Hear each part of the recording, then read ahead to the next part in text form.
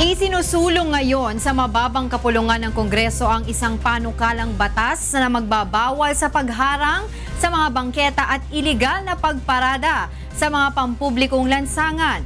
Ito ang balita ni Nel Maribuhok.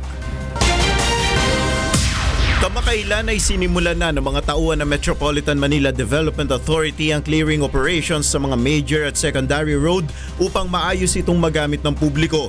Kabilang sa mga inalis ang mga maliliit na tindahan at mga nakaparadang sasakyan sa mga sidewalk at Center Island.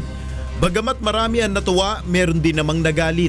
Kaya naman isang panukalang batas ang isinusulong ngayon sa mababang kapulungan ng Kongreso upang magkaroon ng regulasyon at mahigpit na ipagbawal ang pagharang sa mga bangketa maging sa mga iligal na pumaparada sa mga pampublikong kalsada.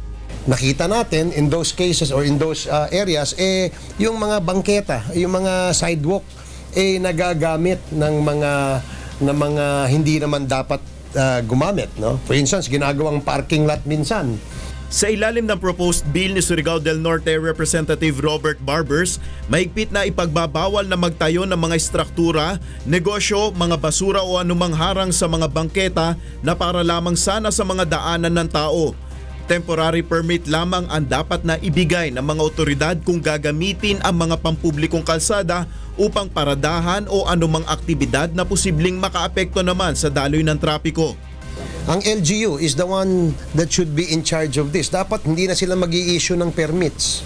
No? Kasi minsan nag-i-issue ng permits, ginagamit ng mga vendors. You will see in some of the sidewalks in Metro Manila, may makikita kami nagbebenta ng kung ano-ano.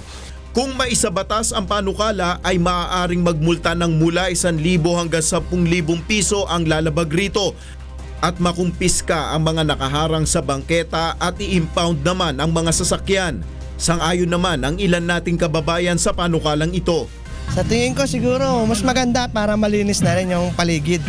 Maganda sir kasi magandang kalsada, malinis. Nel Maribuhok, UNTV News and Rescue, House of Representatives.